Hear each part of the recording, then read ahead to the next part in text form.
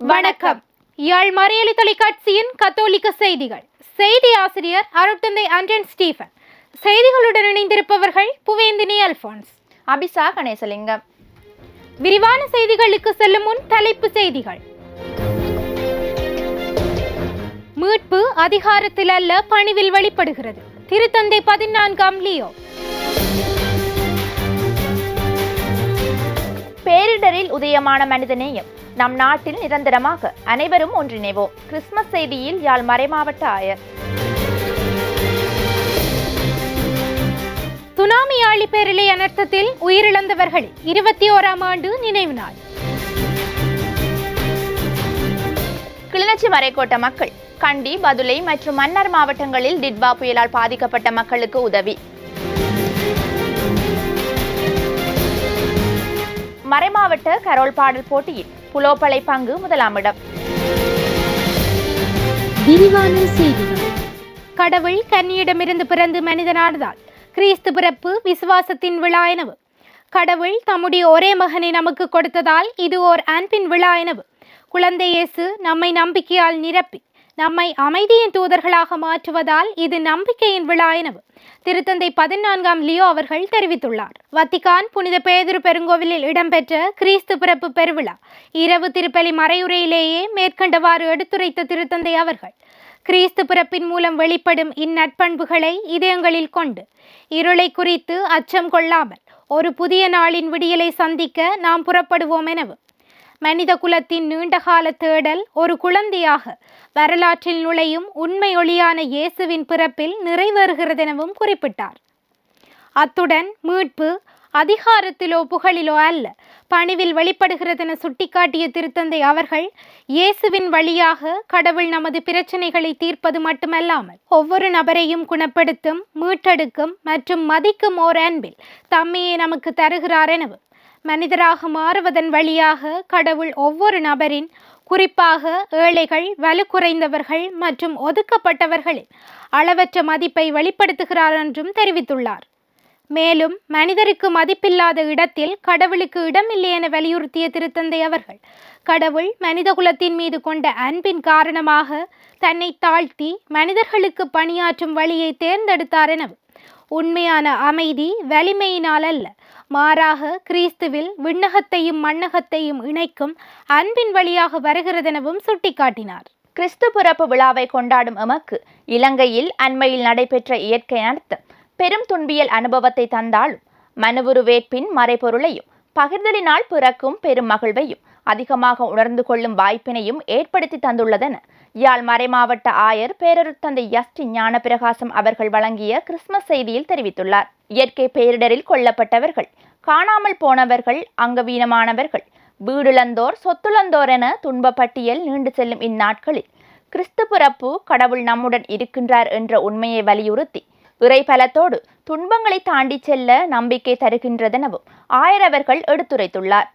அத்துடன் பேரிடர், அதனால் ஏற்படும் துன்பங்கள், வலிகள், இழப்புகள், இடப்பெயர்வுகள் போன்றவை தமிழ் மக்களுக்கு புதியவை அல்லவென சுட்டிக்காட்டிய ஆயர் அவர்கள், கடந்த காலங்களில் இவைகள் எல்லாவற்றையும் தமது வாழ்வியலுக்குள் கரைத்து கொண்டு பேரிடரால் பாதிக்கப்பட்ட மக்களின் வலிகளை உடனடியாக உணர்ந்து கொண்டு தன்னார்வ தொண்டர்களாக உதவிக்கரம் நீட்டி விரைந்து செயல்பட்டார்கள் எனவும், பேரிடர் காலத்தில் மக்கள் ஒருவரை ஒருவர் தாங்கிக் கொண்டு தங்களிடம் உள்ளதை மற்றவர்களுடன் பகிர்ந்து கொண்ட விதம், குறிப்பாக யாழ் மறைமாவட்ட குருக்கள், துறவிகள், இறைமக்களின் இப்பணி இறை பிரசன்னத்துடன் இணைந்த மனிதநேயத்தின் உயர் வெளிப்பாடாக அமைந்துள்ளதெனவும் குறிப்பிட்டுள்ளார். அத்துடன் இலங்கை நாடு சிங்கள பௌத்த பேரினவாதம், உள்நாட்டு யுத்தம், பொருளாதார சிக்கல், ஆட்சி மாற்றம், இயற்கை பேரிடர், பூகோள அரசியல் மாற்றத்தால் ஏற்படும் சர்வதேச தலையீடு போன்றவற்றை ஊடறுத்து நகர்ந்து கொண்டிருக்கும் சூழலில் தமிழ் மக்களுக்கான நிரந்தர தீர்வை பெற்றுக்கொள்வதில் உள்ள காலதாமதம் தமிழ் மக்களுக்கு மிகுந்த ஏமாற்றத்தை கொடுப்பதை சுட்டிக்காட்டிய ஆயர் அவர்கள், பேரிடரில் வெளிப்பட்ட மனிதநேயம் இலங்கை நாட்டில் நிரந்தரமாக குடியிருக்க தற்போதைய அரசு விரைந்து செயல்பட்டு இனப்பிரச்சினைக்கான நிரந்தர தீர்வை பெற்றுக் கொடுக்க முன்வர வேண்டும் எனவும், வன்முறை தவிர்த்து சரியான புரிதலோடு அகிம்சை வழியில் பாலக இயேசு கொணர்ந்த நிரந்தர அமைதியை ஏற்படுத்த அனைவரும் ஒன்றிணைவோம் எனவும் கேட்டுக்கொண்டுள்ளார். சுனாமி ஆழிப்பேரலை அனர்த்தத்தில் உயிரிழந்தவர்கள் 21ஆம் ஆண்டு நினைவு நாள் மார்கழி மாதம் 26ஆம் தேதி நேற்றைய தினம் வெள்ளிக்கிழமை பல இடங்களிலும் உணர்வுபூர்வமான முறையில் அனுஷ்டிக்கப்பட்டது. குறிப்பாக தமிழர் தாயக கரையோர பிரதேசங்களில் முன்னெடுக்கப்பட்ட இந்நிகழ்வுகளில் ஆயிரக்கணக்கான மக்கள் இணைந்து உயிரிழந்த உறவுகளுக்கு அஞ்சலி செலுத்தினர். தமிழர் தாயக பகுதியில் ஆயிரக்கணக்கான மக்கள் கொல்லப்பட்ட முல்லைத்தீவு நகரில் அமைந்துள்ள சுனாமி நினைவாலயத்தில் நினைவாலய நிர்வாக குழுவின் ஏற்பாட்டில் முல்லைத்தீவு மறைக்கோட்ட முதல்வரும் பங்கு தந்தையுமான அருட்தந்தை ராஜசிங்கம் அவர்களின் தலைமையில் இடம்பெற்ற இந்நிகழ்வில் இந்து, இஸ்லாம், கிறிஸ்தவ மத வழிபாடுகளும் தொடர்ந்து திருப்பலியும் நடைபெற்றன. திருப்பலியை யாழ்மறை மாவட்ட குருமுதல்வர் அருட்தந்தை ஜெபரட்னம் அவர்கள் தலைமை தாங்கி ஒப்புக் கொடுத்தார். இந்நிகழ்வில் குருக்கள், துறவிகள், பொதுமக்கள் என ஆயிரக்கணக்கானோர் கலந்து இறந்தவர்களுக்கான அஞ்சலியை செலுத்தினார்கள். 2004ஆம் ஆண்டு மார்கழி மாதம் 26ஆம் தேதி சுமத்ரா தீவின் வடமேற்கு கடற்கரையில் இருந்து 150 கிலோமீட்டர் தூரத்தில் ஆழ்கடலில் நிகழ்ந்த நிலநடுக்கம் காரணமாக உருவான சுனாமி ஆழிப்பேரலை இயற்கை அனர்த்தத்தால் தாய்லாந்து, இந்தோனேசியா, மலேசியா, இலங்கை, இந்தியா, மாலைதீவு ஆகிய 14 நாடுகளை சேர்ந்த 2,30,000 பேர் உயிரிழந்தனர். இவர்களில் 35,000க்கும் அதிகமானவர்கள் இலங்கையில் ஏற்பட்ட அனர்த்தத்தில் உயிரிழந்தமையும் இங்கு குறிப்பிடத்தக்கது. கிளிநொச்சி மறைக்கோட்ட மக்கள் கண்டி, பதுளை மற்றும் மன்னார் மாவட்டங்களில் டிட்வா புயலால் பாதிக்கப்பட்ட மக்களின் அத்தியாவசிய தேவைகளை நிறைவேற்றுவதற்கான உதவிகளை அண்மையில் வழங்கியுள்ளனர். இன, மத, மொழி பேதங்கள் கடந்து பாதிக்கப்பட்ட மக்களுடன் தமது தோழமையையும் அக்கறையையும் உடனிருப்பையும் வெளிப்படுத்தும் நோக்கோடு கிளிநொச்சி மறைக்கோட்ட பங்கு மக்கள் இணைந்து மறைக்கோட்ட முதல்வர் அருட்தந்தை ஜெயக்குமார் அவர்களின் ஒழுங்குபடுத்தலில் முன்னெடுத்த இந்நிகழ்வில் பங்கு தந்தையர்களும் மறைக்கோட்ட முதல்வரும் கண்டி, பதுளை, மன்னார் மாவட்டங்களை தரிசித்து அங்கு பாதிக்கப்பட்ட பிரதேசங்களை பார்வையிட்டு பாதிக்கப்பட்ட மக்களுக்கு 19 லட்சம் ரூபாய் பெறுமதியான அத்தியாவசிய பொருட்களை வழங்கி வைத்துள்ளனர். மறைக்கோட்ட முதல்வருடன் இணைந்த குழுவினர் 21ஆம் தேதி கடந்த ஞாயிற்றுக்கிழமை கண்டி, பதுளை மாவட்டங்களிலும் 27ஆம் தேதி சனிக்கிழமை இன்று மன்னார் மாவட்டத்தில் 4 இடங்களிலும் இவ்வுதவி வழங்கும் நிகழ்வுகளை முன்னெடுத்திருந்தனர். யாழ்மறை மாவட்ட இளையோர் ஆணைக்குழுவின் ஏற்பாட்டில் முன்னெடுக்கப்பட்ட இளையோருக்கான கிறிஸ்துமஸ் கரோல் பாடல் போட்டி மார்கழி மாதம் 21ஆம் தேதி கடந்த ஞாயிற்றுக்கிழமை யாழ்மறை மாவட்ட மறைக்கல்வி நிலைய மண்டபத்தில் நடைபெற்றது. ஆணைக்குழு இயக்குனர் அருட்தந்தை யோன் குரூஸ் அவர்களின் ஒழுங்குபடுத்தலில் இடம்பெற்ற இந்நிகழ்வில் மறைக்கோட்ட போட்டிகளில் 1ஆம், 2ஆம் இடங்களை பெற்ற 9 குழுக்கள் பங்கு பெற்றிருந்தன. இப்போட்டியில் புலோப்பளை பங்கு 1ஆம் இடத்தையும், பாண்டியன் தாழ்வு பங்கு 2ஆம் இடத்தையும், பருத்தித்துறை பங்கு 3ஆம் இடத்தையும் பெற்றுக்கொண்டன. போட்டி நிறைவில் வெற்றி பெற்றவர்களுக்கான பரிசளிப்பும் பங்கு பெற்றியவர்களுக்கான நினைவு சின்னங்களும் வழங்கி வைக்கப்பட்டன. யாழ்மறை மாவட்ட குருமுதல்வர் அருட்தந்தை ஜெபரட்னம் அவர்கள் பிரதம விருந்தினராகவும் யாழ்மறை மாவட்ட மறைக்கல்வி நிலைய இயக்குனர் அருட்தந்தை டியோக் வின்சன் அவர்கள் சிறப்பு விருந்தினராகவும் கலந்து கொண்ட இந்நிகழ்வில் மறைக்கோட்ட இளையோர் ஒன்றிய இணைப்பாளர்களும் பங்கு தந்தையர்களும் பங்கு பெற்றிருந்தனர். யாழ்மறை மாவட்ட மரநதி கத்தோலிக்க ஊடக மைய ஒளி விழா 27ஆம் தேதி சனிக்கிழமை இன்று ஊடக மையத்தில் அமைந்துள்ள ஆயர் தியோகு பிள்ளை கேட்போர் கூடத்தில் நடைபெற்றது. ஊடக மைய இயக்குனர் அருட்தந்தை ஆண்டன் ஸ்டீபன் அவர்களின் தலைமையில் நடைபெற்ற இந்நிகழ்வில் கலை நிகழ்வுகளும் கிறிஸ்து பிறப்பை முன்னிட்டு சமூக வலைத்தளம் ஊடாக நடாத்தப்பட்ட தனிப்பாடல் மற்றும் பாலன்குடில் போட்டிகளில் வெற்றி பெற்றவர்கள் மற்றும் பங்கு பெற்றவர்களுக்கான சான்றிதழ்களும் பரிசில்களும் வழங்கி வைக்கப்பட்டன. யாழ் மறை மாவட்ட ஆயர் பேரருட்தந்தை யஸ்டி ஞான பிரகாசம் அவர்கள் பிரதம விருந்தினராக கலந்து சிறப்பித்த இந்நிகழ்வில் மறைமாவட்ட குருமுதல்வர் அருட்தந்தை யோசப்தாஸ் ஜெபரட்னம், அருட்தந்தையர்கள், அருட்சகோதரிகள், பொதுமக்கள் என பலரும் கலந்து கொண்டனர்.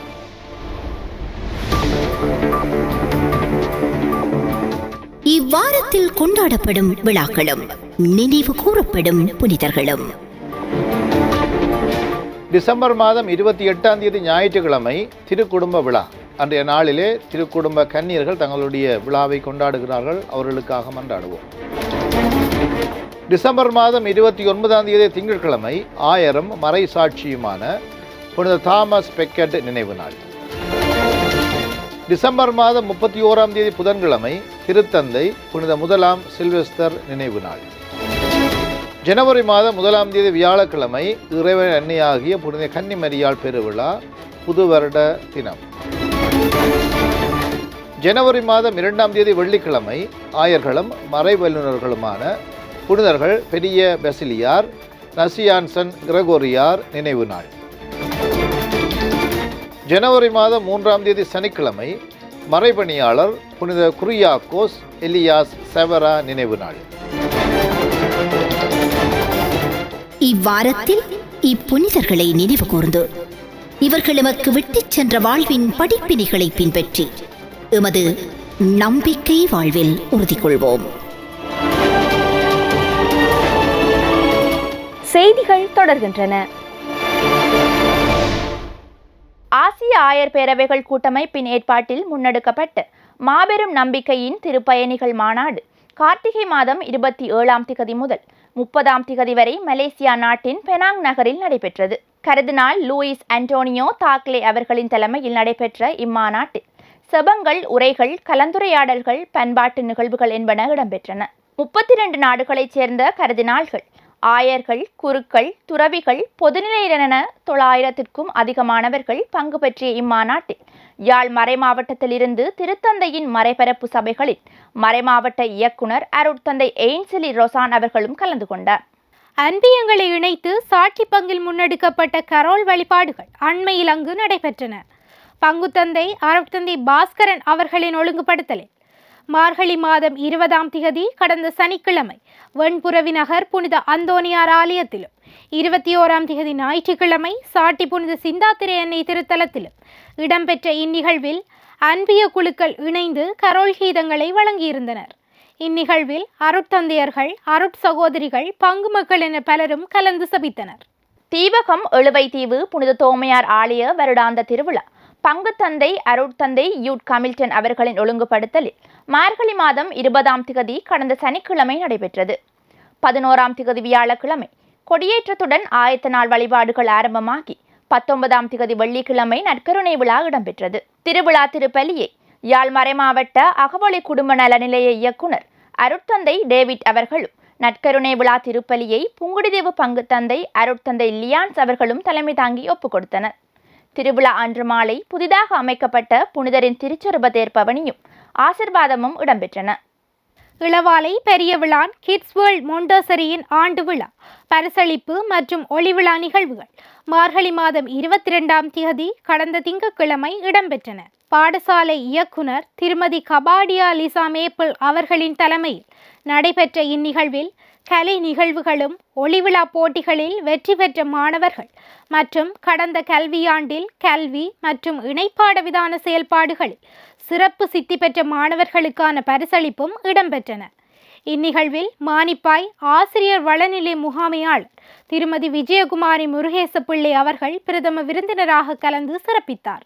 இளவாலை புனித கென்றியரசர் கல்லூரியில் முன்னெடுக்கப்பட்ட கரோல் வழிபாடு மார்கழி மாதம் 22ஆம் திகதி கடந்த திங்கட்கிழமை கல்லூரி பிரதான மண்டபத்தில் நடைபெற்றது. அதிபர் அருட்தந்தை மைக் மயூரன் அவர்களின் தலைமையில் நடைபெற்ற இந்நிகழ்வில் மாணவர்கள் இணைந்து கரோல் கீதங்களை வழங்கியதுடன் பாடசாலை ஆசிரியர் திரு அனுஷ்டதாஸ் அவர்களால் உருவாக்கப்பட்ட கரோல் பாடல் வெளியீடும் இடம்பெற்றது. இந்நிகழ்வில் மாதகள் பங்கு தந்தை அருட்தந்தை அமல்ராஜ் அவர்கள் பிரதம விருந்தினராக கலந்து இந்நிகழ்வை சிறப்பித்தார்.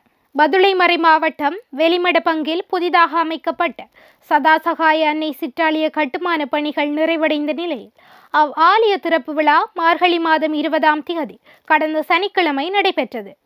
பங்குத்தந்தை அவர்களின் ஒழுங்குபடுத்தலில் இடம்பெற்ற இந்நிகழ்வில் பதுளை மறை மாவட்ட ஆயர் பேருட்தந்தை யூட் நிசாந்த சில்வா அவர்கள் கலந்து புதிய சிற்றாலயத்தை ஆசீர்வதித்து திறந்து வைத்து திருப்பலியை தலைமை தாங்கி ஒப்புக் கொடுத்தார். இந்நிகழ்வில் மறைமாவட்ட நிதி முகாமையாளர் அருட்தந்தை மர்லன் ஆண்டனி, அருட்தந்தையர்கள், அருட்சகோதரிகள், இறைமக்கள் என பலரும் கலந்து கொண்டனர். யாழ் பல்கலைக்கழக கிறிஸ்தவ நாகரிக துறையும் நல்லாயன் ஆன்மீக பணியகமும் இணைந்து முன்னெடுத்த கிறிஸ்துமஸ் செப வழிபாடு மார்கழி மாதம் 22ஆம் திகதி கடந்த திங்கட்கிழமை பல்கலைக்கழக நூலக கேட்போர் கூடத்தில் நடைபெற்றது. துறை தலைவர் பேராசிரியர் அருட்தந்தை போல் ரோஹான் அவர்களின் ஒழுங்குபடுத்தலில் இடம்பெற்ற இந்நிகழ்வில் கரோல் கீதங்கள், தியானம், உரைகள், பரிசு பரிமாற்றம் என்பன இடம்பெற்றன. யாழ் மறைமாவட்ட குறுமுதல்வர் அருட்தந்தை எபரட்னம், பல்கலைக்கழக துணைவேந்தர் பேராசிரியர் ஸ்ரீ சத்குணராஜா, தென்னிந்திய திருச்சபை ஓய்வு நிலை ஆயர் பேரருட்தந்தை எபனேசன் ஆகியோர் கலந்து சிறப்பித்த இந்நிகழ்வில் கிறிஸ்தவ சபைகளின் கரோல் கீதங்களுடன் கிறிஸ்து பிறப்பு, ஆன்மீக சிந்தனைகள், மதங்களின் ஒன்றிப்பில் கிறிஸ்து பிறப்பின் அர்த்தம் போன்றவற்றை உள்ளடக்கிய சிந்தனைகளும் இடம்பெற்றன. இந்நிகழ்வில் பல்கலைக்கழக விரிவுரையாளர்கள், அருட்தந்தையர்கள், மாணவர்கள் என பலரும் கலந்து சிபித்தனர். சுவிஸ் தமிழ் கத்தோலிக்க ஆன்மீக பணியகங்கள் ஒன்றிணைந்த ஒளிவிழா மார்கழி மாதம் 20ஆம் திகதி கடந்த சனிக்கிழமை ஒன்சிங்கன் விஹேன் மண்டபத்தில் நடைபெற்றது. பணியக இயக்குனர் அருட்தந்தை யூட் முரளிதரன் அவர்களின் தலைமையில் மத்திய குழுவின் உதவியுடன் நடைபெற்ற இந்நிகழ்வில் பாடல்கள், நாடகங்கள், கரோல் கீதம், பேச்சு போன்ற கலை நிகழ்வுகளுடன் சிறப்பு நிகழ்வுகளாக ஞான சௌந்தரி நாட்டுக்கூத்து மற்றும் திருமதி கயல்விழி ஆண்டனி டான்சன் அவர்களின் நெறியாள்கையில் உருவான இசையுரை நாடகமான கன்னியின் கண்மணிக்கு ஆகவே 2025 என்பனவும் மேடையேற்றப்பட்டன. பாசல் மாநில ஆயர் பேருட்தந்தை ஃபீலிக்ஸ் அவர்கள் கலந்து சிறப்பித்த இந்நிகழ்வில் அமலமரி தியாகிகள் சபையின் ஆசிய ஓசானிக் ஆலோசகர் அருட்தந்தை யூயின் பெனடிக்ட் அவர்கள் பிரதம விருந்தினராகவும், ஆபிரிக்க மறைபோதக சபையின் அகில உலகத்திற்கான பிரதி தலைவர் அருட்தந்தை லியோ, யாழ் மறை மாவட்டத்தை சேர்ந்த அருட்தந்தை ஸ்கரன்ராஜ், மட்டக்களப்பு மறை மாவட்டத்தை சேர்ந்த அருட்தந்தை நிகஸ்டன், கப்புச்சின் சபை அருட்தந்தை பவுல் ஆகியோர் சிறப்பு விருந்தினர்களாகவும் கலந்து கொண்டனர். மானிப்பாய் ஸ்ரீ சத்யசாய் பாடசாலை ஒளிவிழா மார்கழி மாதம் 22ஆம் திகதி கடந்த திங்கட்கிழமை நடைபெற்றது. பாடசாலை அதிபர் செல்வி சாந்தினி மாணிக்கம் அவர்களின் தலைமையில் நடைபெற்ற இந்நிகழ்வில் மாணவர்களின் கலை நிகழ்வுகள் இடம்பெற்றதுடன் மானிப்பாய் பங்கு தந்தை அருட்தந்தை ரெக்ஸ் சவுந்தரா அவர்கள் பிரதம விருந்தினராகவும், மானிப்பாய் சென்ட் ஆன்ஸ் ரோகதாகா பாடசாலை அதிபர் அருட்சகோதரி நீட்ரா அவர்கள் சிறப்பு விருந்தினராகவும் இந்நிகழ்வில் கலந்து கொண்டனர். திருச்சிலுவை கன்னியர் சபை அருட் சகோதரி ரீனா ராசையா அவர்கள் மார்கழி மாதம் 26ஆம் தேதி நேற்றைய தினம் வெள்ளிக்கிழமை இறைவனடி சேர்ந்தார். இவர் தனது முதலாவது அர்ப்பண வார்த்தை பாட்டை 1969ஆம் ஆண்டு நிறைவேற்றி தனது துறவற வாழ்வை ஆரம்பித்து கல்வி பணியுடன் போர்க்காலத்தில் உளவியல் பணியையும் ஆற்றியவர். இவர் நீண்ட காலமாக உளவியல் ஆற்றுப்படுத்தல் பணியில் தன்னை ஈடுபடுத்தி உளவியலாளர்களை பயிற்றுவித்து யாழ்மறை மாவட்டத்தில் அமைந்துள்ள அமலமரி தியாகிகள் சபையின் வளர்பிறை ஆற்றுப்படுத்தல் நிலையத்தில் பணியாற்றியவர். இவரின் பணி வாழ்விற்காக நன்றி கூறி இவரது ஆன்மா இறைவனில் இளைப்பார மன்றாடுவோம். மீண்டும் தலைப்பு செய்திகள். மீட்பு அதிகாரத்தில் அல்ல, பணிவில் வெளிப்படுகிறது. திருத்தந்தை 14ஆம் லியோ. பேரிடரில் உதயமான மனிதநேயம் நம் நாட்டில் நிரந்தரமாக, அனைவரும் ஒன்றிணைவோம். கிறிஸ்துமஸ் செய்தியில் யாழ் மறைமாவட்ட ஆயர். சுனாமி ஆழிப்பேரலை அனர்த்தத்தில் உயிரிழந்தவர்களின் 21ஆம் ஆண்டு நினைவு நாள். கிளிநொச்சி மறைக்கோட்ட மக்கள் கண்டி, பதுளை மற்றும் மன்னார் மாவட்டங்களில் டிட்பா புயலால் பாதிக்கப்பட்ட மக்களுக்கு உதவி. மறைமாவட்ட கரோல் பாடல் போட்டியில் புலோப்பளை பங்கு 1ஆம் இடம். இத்துடன் யாழ் மறையலை தொலைக்காட்சியின் கத்தோலிக்க செய்திகள் நிறைவடைந்தன. செய்திகளுடன் இணைந்திருந்தவர்கள் புவேந்தினி அல்போன்ஸ், அபிசா கணேசலிங்கம்.